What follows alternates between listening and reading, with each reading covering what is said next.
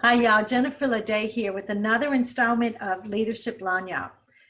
I was recently watching an interview with country music star Trace Adkins, and he talked about how back in the day he worked offshore in the oil field. In fact, he was on a drilling rig for 14 days on and 14 days off.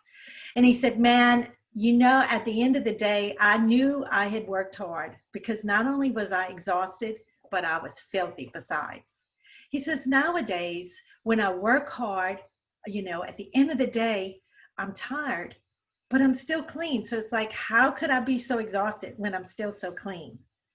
He said back in his oil field days, he always had the stains to match the pains.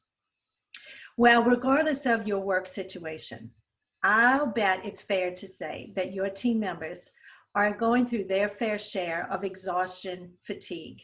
Now, I call it exhaustion fatigue because I think people are just plain old tired of feeling tired.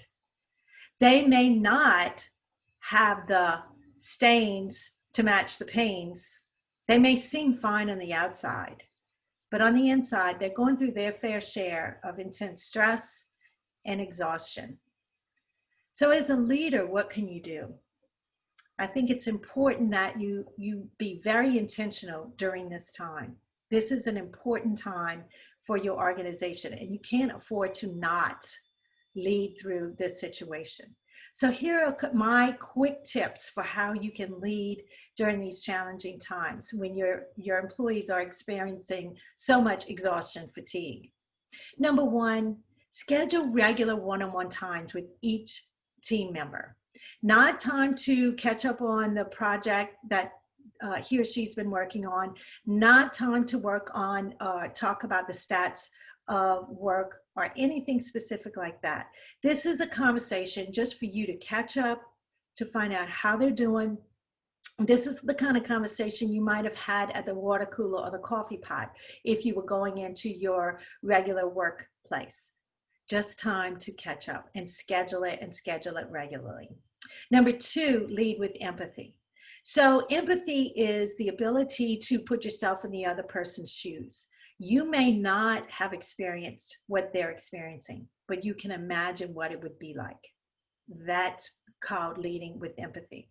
And if you're going to lead with empathy, that brings us to number three, which is ramp up your listening skills. Your listening skills are one of the most important tools that you have as a leader. Listen between the lines. Listen to what's not being said. So number four, ask open-ended questions that are going to elicit and draw out more of the feelings and emotions behind the words. Asking things like, well, how did that make you feel? And how are you feeling about these things that are going on around you? So asking open-ended questions is hugely important. Number five, with all due respect to the golden rule, we were all raised to believe in the golden rule. And the golden rule, as we know, says that he who has all the gold gets to make all the rules. No, I'm just kidding. You know that the golden rule it says to treat others as you would have them treat you, or do unto others as you would have them do unto you. The platinum rule, though, in leadership, I think is even more effective because it takes into account the fact that not everybody's going to see things from your perspective. Not everybody wants to be treated the way that you want to be treated. So the platinum rule says, do unto others as they would have you do unto them.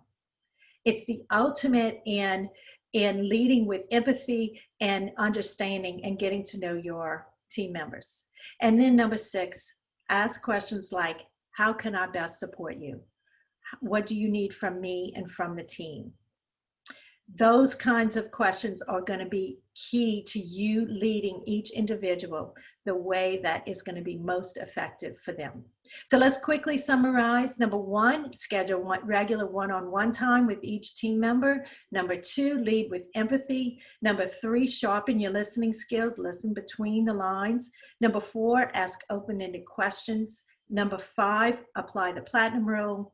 And number six, ask how you can best support each team member. Times like this, emotions are going to be high for everyone. And the way that you treat your team members, whether good or bad, I promise you, will be remembered for a long, long time. Maya Angelou said, people will forget what you say, they'll forget what you do, but they'll never forget how you made them feel. Hey, if you'd like a guide on the side to help you to keep your team together even while socially distanced, or maybe you'd like someone to help you take a look at your work and your leadership with a fresh pair of eyes, give me a shout. Book your complimentary discovery call with me today, and let's get it on the calendar. Until next time, y'all, stay safe and stay sane.